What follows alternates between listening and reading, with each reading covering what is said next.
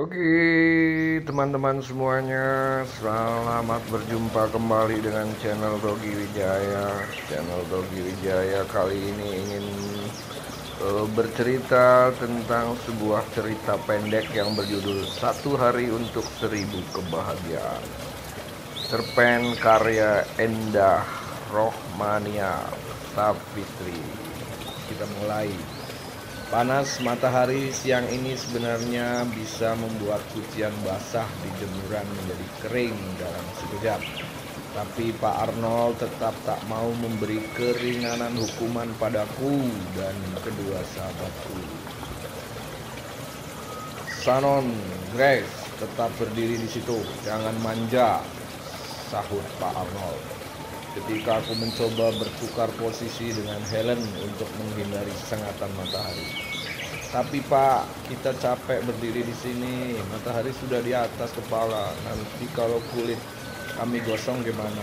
Memang Bapak bisa membayar perawatan kami di salon mahal, sahutku. Sanon, hukuman kamu bertambah sampai jam pulang. Sekolah selesai. Setelah itu bersihkan kamar mandi dekat perpustakaan.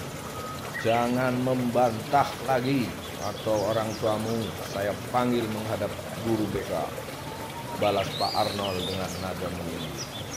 2 jam kemudian bel pulang sekolah berbunyi, kakiku serasa mati, tapi hukuman ini masih harus ditambah lagi, membersihkan kamar mandi dengan bau dan pemandangan mengerikan di depan mataku. Pak Arnold memang keterlaluan, kuku dan kulitku bisa rusak seketika setelah menjalankan hukuman itu. Helen dan Steve malah asik nongkrong di kantin. Mereka tidak akan mau membantuku. Mereka tidak akan rela perawatan mahalnya dirusak dengan polusi kamar mandi. Satu hari untuk 1000 kebahagiaan. Aku berjalan melewati koridor menuju kelas 11 IPA 5 untuk membereskan tas dan bukuku. Tiba-tiba seseorang menabrakku, gadis berparas cantik, anggun, pandai, dan menjadi kebanggaan semua guru di sekolah ini. Tapi tidak untukku. Dia adalah gadis yang paling menyebalkan di seluruh dunia dan selalu merebut apapun yang ku inginkan. Sebut saja namanya Denia, gadis asli Jawa dengan lesung pipit di pipi kiri dan kanan. Maaf Syah, aku nggak sengaja. Aku buru-buru menyusul kamu ke lapangan. Aku takut kamu kenapa-kenapa. Ini aku bawain tas kamu, celetuk Denia sambil menyodorkan tasku. Puas kan kamu bisa balas aku? Seneng kan lihat aku dihukum? Denger ya Denia, yang sok cantik dan sok pintar, aku pasti balas kamu. Camkan itu, sahutku sambil mendorong Denia hingga ia jatuh tersungkur. Aku berlari cepat menuju kamar mandi dan meninggalkan Denia. Mungkin Denia tak mengerti mengapa aku sangat membencinya, padahal ia baik padaku. Aku sendiri tak tahu mengapa aku sangat membencinya. Mungkin aku iri padanya. Tidak, aku jauh lebih cantik dan lebih kaya darinya. Apa yang Denia punya dan aku tidak punya. 1 jam berlalu, selesai sudah hukuman Pak Arnold, saatnya pulang. Pak Didi, supir pribadi keluargaku sudah menunggu di depan gerbang dan siap mengantarku pulang. Selang berapa menit, sudah terlihat dari kejauhan rumah megah bak istana dengan 2 pilar kokoh di depan pintu masuknya. Halaman yang luas dengan 2 kolam ikan beserta air mancurnya, juga atap menjulang tinggi ke atas langit. Aku masuk dalam rumah itu dan meletakkan tubuhku sejenak di atas sofa. Tak kulihat seorang pun di sana. Mungkin Mama dan Papa belum pulang dari Inggris, sedangkan kakakku Sheila Grace juga entah kemana. Mungkin ia sibuk dengan Olimpiade internasionalnya. Suasana rumah seperti ini sudah menjadi pemandanganku setiap hari. Hanya ditemani 3 asisten rumah tangga, juga 2 supir. Mama dan Papa memang jarang pulang. Sekalinya pulang mereka pasti membicarakan tentang Sheila yang selalu nampak sempurna dengan kepandaian dan kecantikannya di mata mereka. Aku beranjak dari sofa kemudian menuju kamarku, membujurkan tubuhku yang masih dibalut seragam SMA. Aku merasa sangat lelah. Pikiranku tertuju pada langit-langit kamar dan entah terbang kemana. Hampir setiap hari aku mendapat hukuman dari para guru. Entah itu karena membolos, membuat onar, ataupun kesalahan lainnya. Tapi aku tak peduli, aku suka bolos sekolah untuk shopping bersama Helen dan Steph, atau hanya untuk sekedar jalan-jalan. Mama dan Papa tak pernah menanyakan kabarku, yang mereka tahu hanyalah uang yang mereka berikan padaku. Itu sudah lebih dari cukup. Aku larut dalam lamunanku dan kemudian terlelap. Sampai tibalah pada suatu hari ketika Mama dan Papa pulang dari Inggris, sebuah pertengkaran hebat terjadi. Pesawat yang ditumpangi Sheila hancur kandas menabrak sebuah gunung di dataran Cina. Sheila meninggal seketika dengan memeluk sebuah piala juara Olimpiade internasional di tangannya. Sebenarnya aku tahu kemana Sheila pergi, tapi dia sengaja melarangku memberitahukan hal ini pada Mama dan Papa. Katanya ini adalah sebuah kejutan. Bagaimana mungkin seorang ibu tidak tahu di mana dan kemana anaknya? Ibu macam apa kamu? Sekarang aku kehilangan Sheila, anak kebanggaanku, sahut Papa. Lalu bagaimana dengan seorang ayah yang selalu sibuk dengan pekerjaannya? Tidak sedikit pun meluangkan waktu untuk anaknya, balas Mama. Plak! Suara itu terdengar jelas di telingaku. Tangan Papa tepat mendarat di pipi kanan Mama dan Papa melakukannya di depan mata kepalaku. Tangan yang terbiasa melindungi Mama kini malah menampar wajah Mama. Aku hanya menangis, berusaha berteriak, namun suara ini tertahan untuk keluar. Berbulan-bulan aku hidup berdampingan dengan kejadian gila ini, dan selama itu pula aku selalu berharap agar kejadian gila itu segera berakhir. Doaku terkabul. Pertengkaran hebat ini berakhir di meja hijau. Terasa sangat berat ketika harus memilih Mama atau Papa. Tapi hidup harus tetap berjalan. Hakim memutuskan bahwa aku harus ikut Mama. Apa bedanya hidup dengan atau tanpa Mama dan Papa? Ada atau tidaknya mereka, aku tetap merasa sendiri.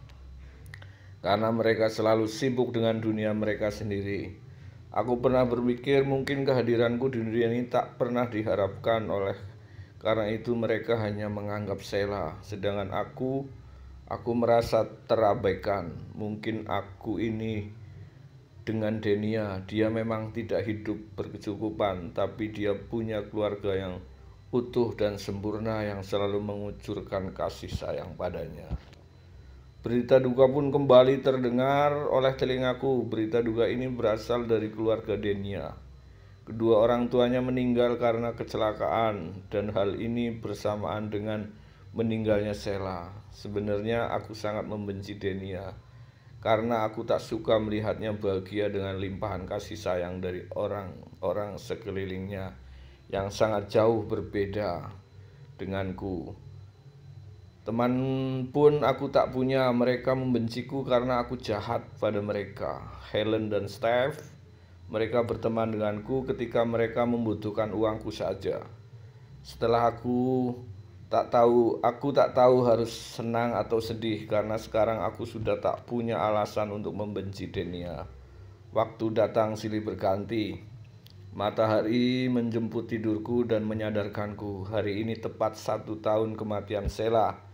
Sejenak aku pandang foto Sheila dalam bingkai usang satu-satunya yang aku miliki. Tuhan, aku merindukan Miss Perfect ini.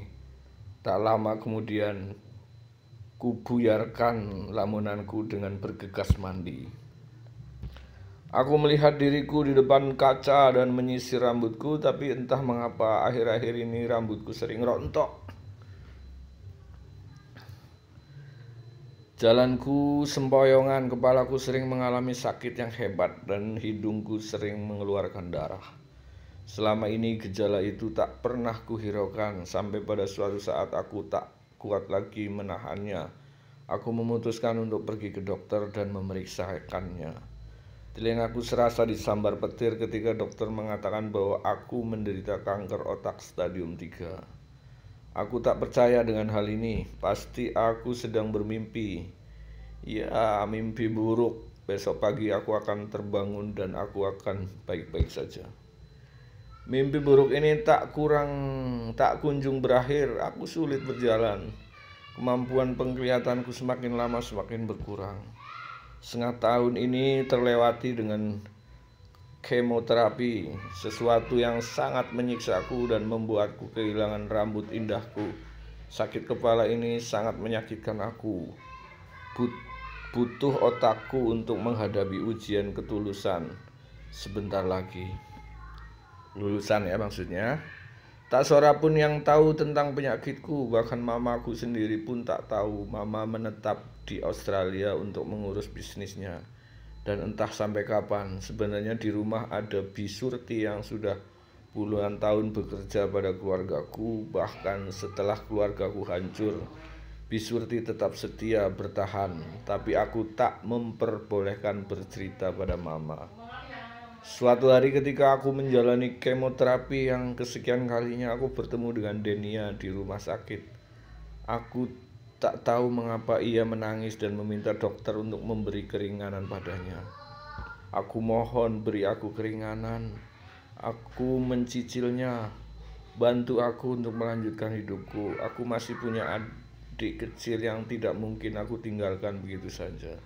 Aku mohon dokter, pinta Denia dengan air mata yang mengucur di pipinya.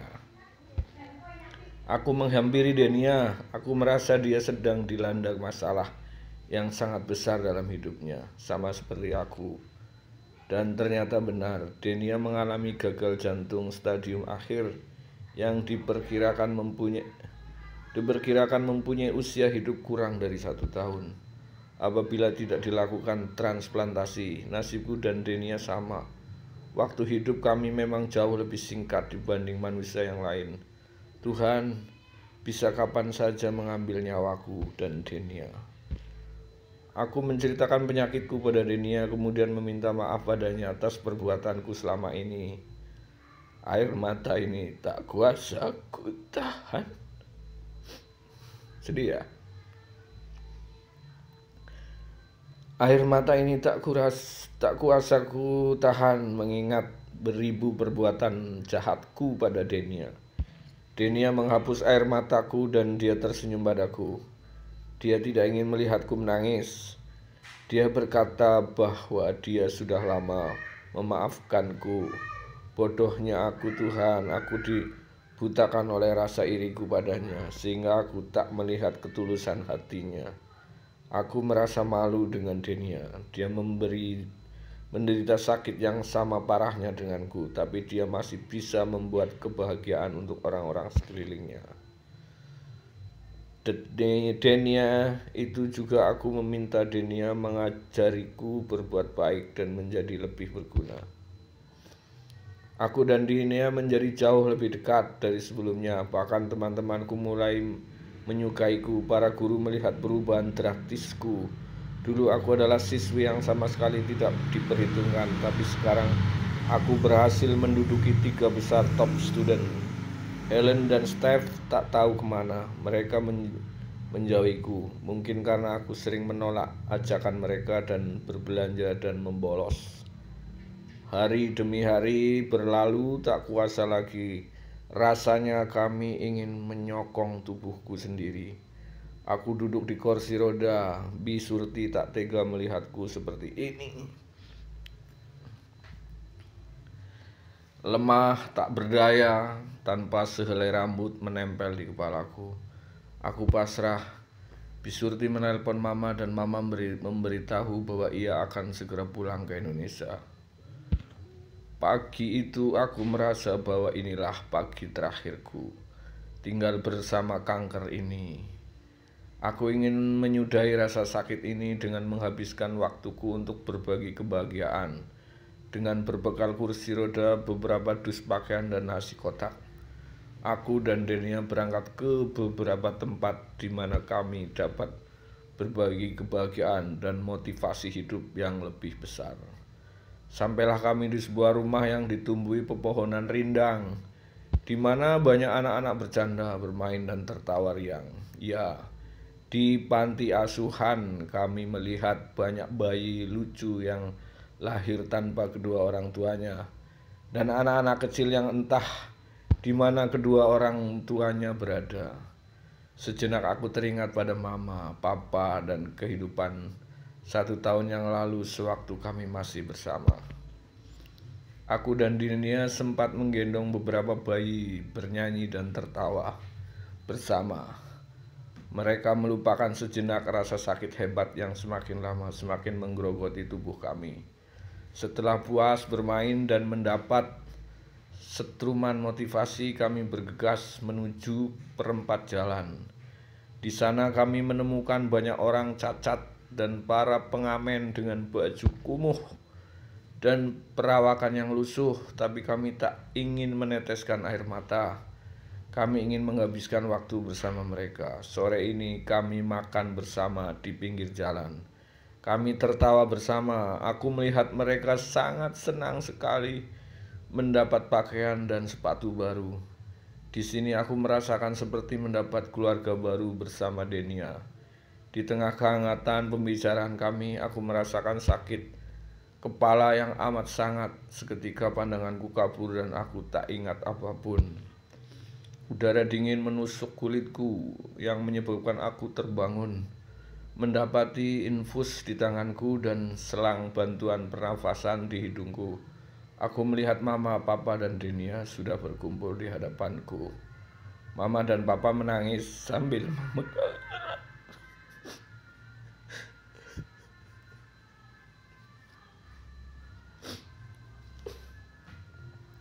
Maaf ya pemirsa ya, aku terbawa emosi nih. Baik, kita lanjutkan. Mama dan papa menangis sambil memegang erat jemari tangan kanan dan kiriku. Aku tak tahu apakah ini saat terakhirku menatap wajah mereka. Yang aku tahu hanya tersenyum dan mengatakan, aku baik-baik saja. Nafasku terasa sesak, kepalaku lagi-lagi terasa sakit. Tuhan, aku ingin sekali menyudahi rasa sakit ini. Aku buka selang oksigen yang menempel di hidungku dan aku mencoba bicara pada mereka. Hai Denia, kenapa menangis? Aku baik-baik saja, lihatlah. Sapaku pada Denia. Denia tak berkutik. Dia berusaha menutupi kesedihannya melihat keadaanku seperti ini. Sejenak pandanganku beralih pada wajah malaikat milik mama dan papa. Besok kita akan merayakan hari ulang tahunmu di rumah nenek di Inggris dan kamu akan baik-baik saja, kata papa dengan nada tegar. Aku akan merayakannya, tapi aku mau ada Sheila di sampingku. Kami terdiam tanpa natap satu sama lain. Mama, papa, boleh minta sesuatu? Katakanlah apapun yang kamu inginkan akan kami kabulkan, kata papa. Minta papa dan mama bersatu lagi. Dan Sheila akan sangat bahagia melihat kalian bercanda tertawa bersama lagi. Maaf ya teman-teman, saya terbawa. Sebenarnya saya ingin membayar waktu kita yang hilang sia-sia selama bertahun-tahun.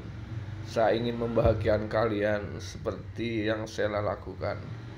Maafkan saya yang belum bisa membuat kalian bangga. Maafkan saya yang tidak pernah memberitahu tentang penyakit ini pada kalian. Terima kasih sudah menjaga saya selama di bumi ini. Jika nanti saya bertemu dengan Tuhan, saya akan mengatakan bahwa kalian adalah orang tua terhebat di muka bumi ini. Ujarku lirih, menahan sakit yang meradang. Mama dan papa memelukku dan mereka berjanji akan mengabulkan permintaanku. Sa boleh minta satu lagi? Kalau boleh, Sa mau kalian mengangkat Denia dan adiknya menjadi bagian dari keluarga kita untuk menggantikan Sa dan Sela. Sayangi mereka seperti kalian menyayangi Sa.